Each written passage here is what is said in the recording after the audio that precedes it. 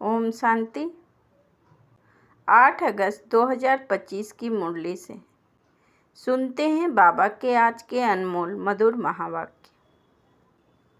मीठे बच्चे, सदा इसी खुशी में रहो कि हमने 84 का चक्र पूरा किया। अब जाते हैं अपने घर, बाकी थोड़े दिन यह कर्म भोग है। मीठे बच्चे, सदा इसी खुशी में रहो कि हमने 84 का चक्र पूरा किया। अब जाते हैं अपने घर, बाकी थोड़े दिन यह कर्म भोग है।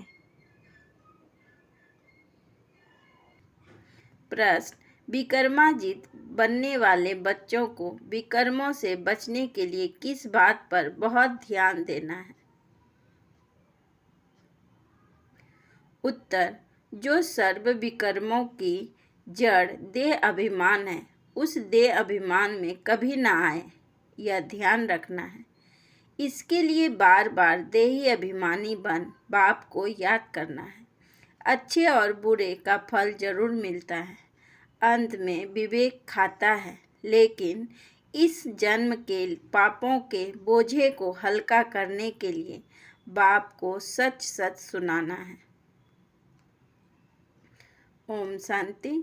बड़े ते बड़ी मंजिल है याद की। बहुतों को सिर्फ सुनने का शौक रहता है, ज्ञान को समझना तो बहुत सहज है। 84 के चक्र को समझना है, स्वदर्शन चक्रधारी बनना है। जास्ती कुछ नहीं है। तुम बच्चे समझते हो, हम सब स्वदर्शन चक्रधारी हैं। स्वदर्शन चक्र से कोई का गला नहीं काटते हैं, जैसे श्री कृष्ण के लिए दिखाया है। अब यह लक्ष्मी नारायण विष्णु के 2 रूप हैं। क्या उनको स्वदर्शन चक्र है? फिर श्री कृष्ण को चक्र क्यों दिखाते हैं?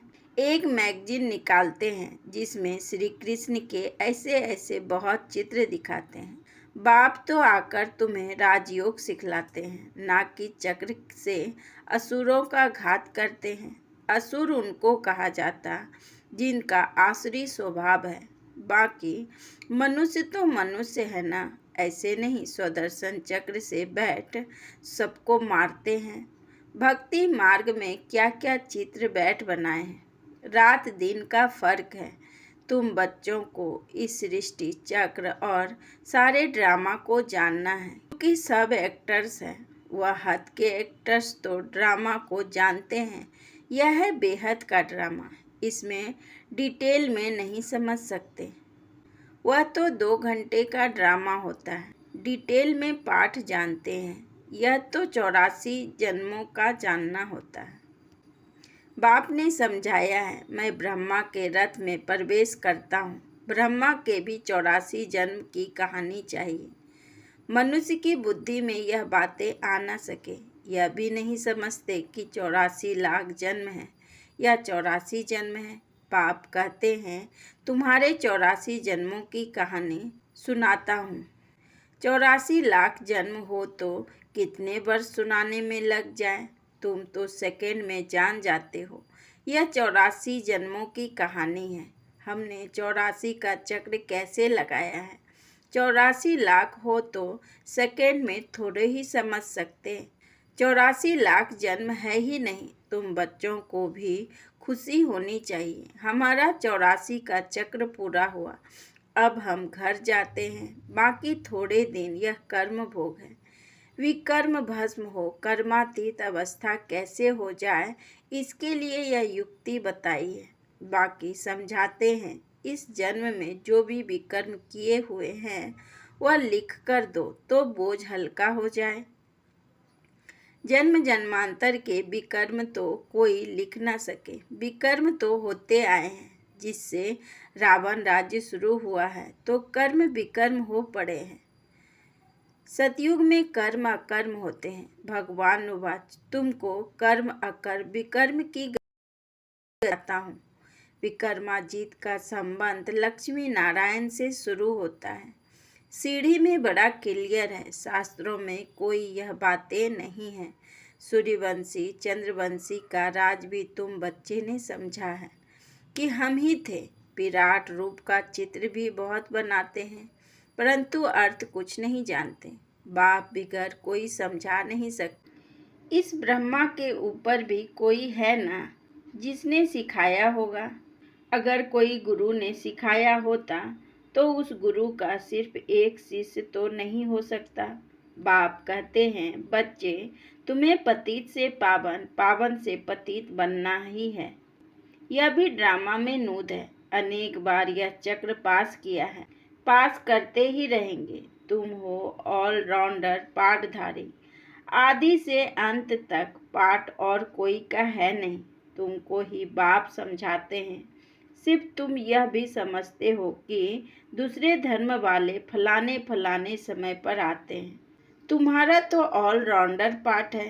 क्रिश्चियन के लिए तो नहीं कहेंगे कि सतयुग में थे, वह तो द्वापर के बीच में आते हैं। यह नॉलेज तुम बच्चों की ही बुद्धि में है।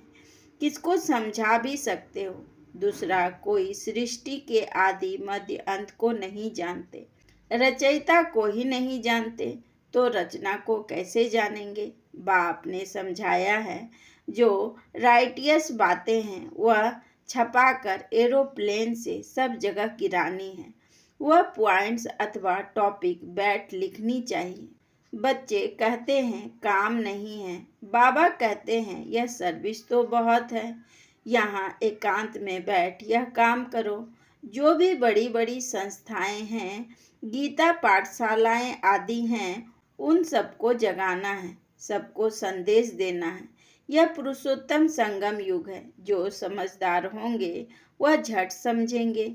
जरूर संगम युग पर ही नई दुनिया की स्थापना और पुरानी दुनिया का विनाश होता है। सतयुग में पुरुषोत्तम मनुष्य होते हैं। यहाँ है ही आसुरी स्वभाव वाले पतित मनुष्य। यह भी बाबा ने समझाया है। कुंभ का मेला आदि जो लगता है, बहुत मनुष्य जाते हैं स्नान करने। क्यों स्नान करने जाते हैं? पावन होना चाहते हैं। तो जहाँ जहाँ मनुष्य स्नान करने जाते हैं वहाँ जाकर सर्विस करनी चाहिए। मनुष्यों को समझाना चाहिए यह पानी कोई पतित पावनी नहीं है। तुम्हारे पास चित्र भी है। गीता पाठशालाओं में जाकर यह पर्चे बांटने चाहिए। बच्चे सर्विस मांगते हैं, यह बैठ करो। गीता का भगवान परम पिता परमात्मा शिव है, ना कि श्री कृष्ण। फिर उनकी बायोग्राफी की महिमा लिखो। शिव बाबा की बायोग्राफी लिखो, फिर आपे ही वह जज करेंगे।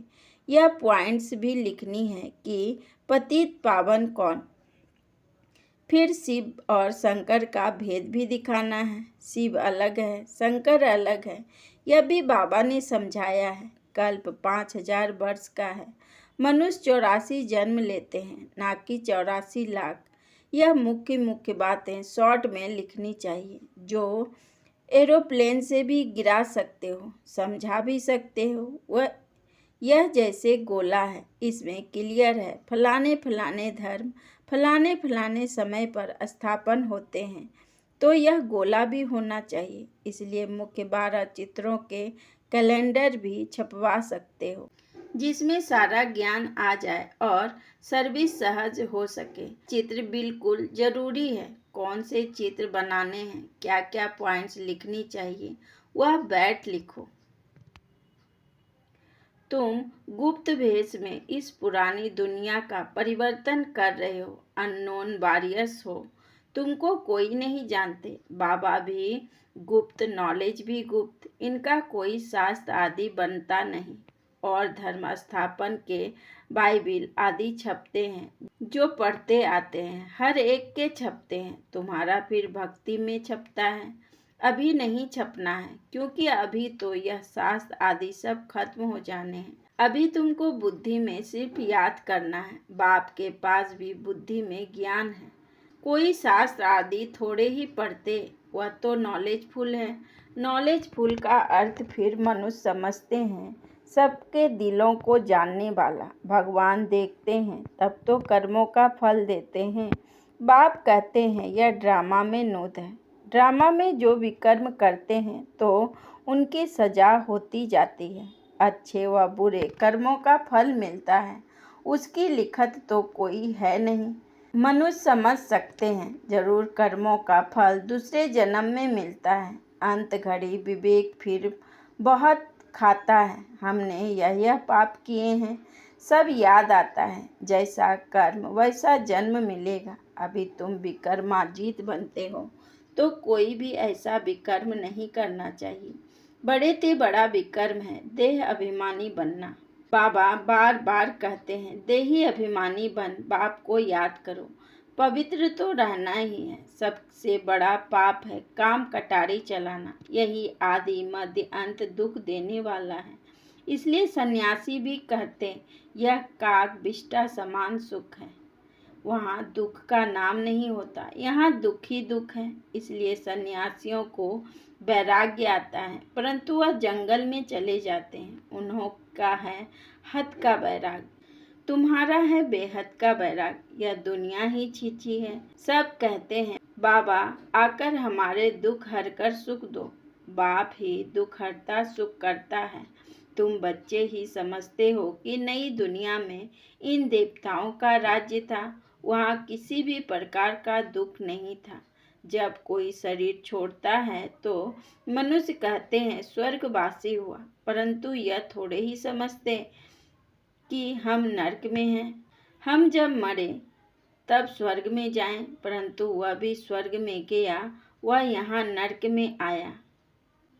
कुछ भी समझते नहीं। तुम बच्चे 3 बाप का राज भी सबको समझा सकते हो। 2 बाप तो सब समझते हैं, लौकिक और परलौकिक, और यह है अलौकिक प्रजापिता ब्रह्मा।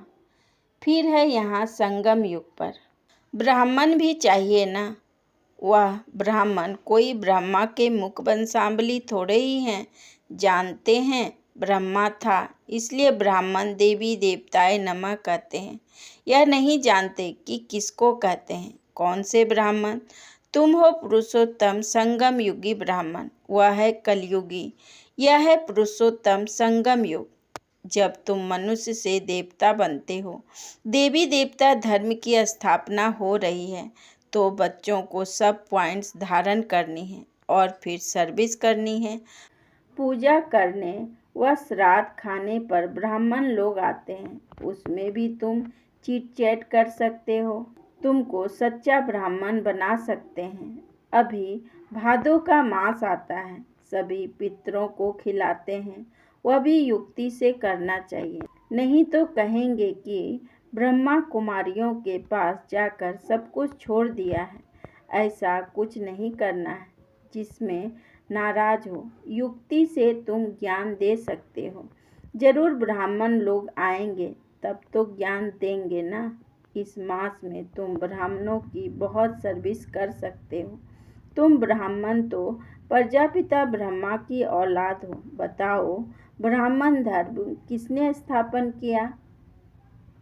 तुम उन्हों का भी कल्याण कर सकते हो घर बैठे।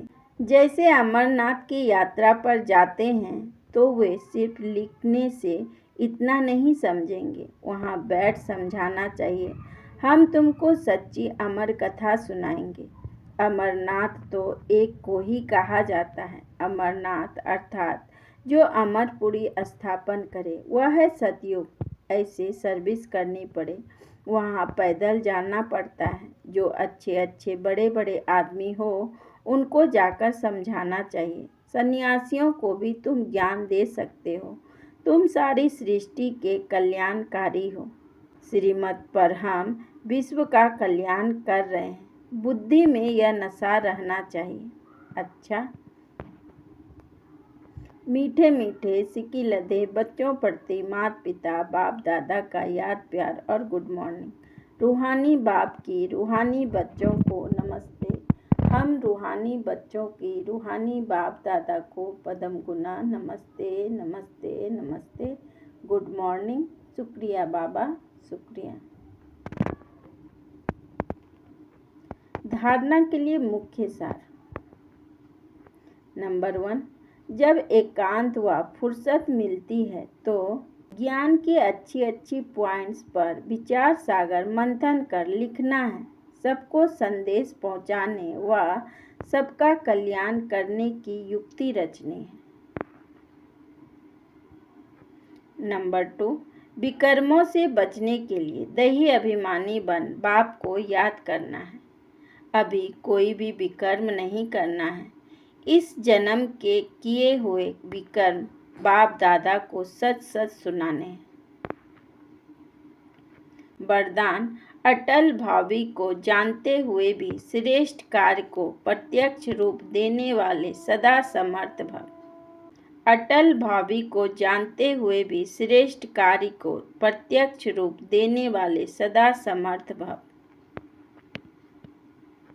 विस्तार में बाबा ने कहा, नया श्रेष्ठ विश्व बनाने की भावी अटल होते हुए भी समर्थ भव के वरदानी बच्चे सिर्फ कर्म और फल के पुरुषार्थ और प्रारब्ध के निमित्त और निर्माण के कर्म फिलॉसफी अनुसार निमित्त बन कार्य करते हैं। दुनिया वालों को उम्मीद नहीं दिखाई देती और आप कहते हो यह कार्य अनेक बार हुआ है, अभी भी हुआ ही पड़ा है, क्योंकि स्वपरिवर्तन के प्रत्यक्ष प्रमाण के आगे और कोई प्रमाण की आवश्यकता ही नहीं। साथ साथ परमात्मा कार्य सदा सफल है ही। स्लोगन, कहना कर्म, करना ज्यादा, यह श्रेष्ठ लक्ष्य महान बना देगा। कहना कर्म, करना ज्यादा, यह श्रेष्ठ लक्ष्य महान बना देगा। अच्छा।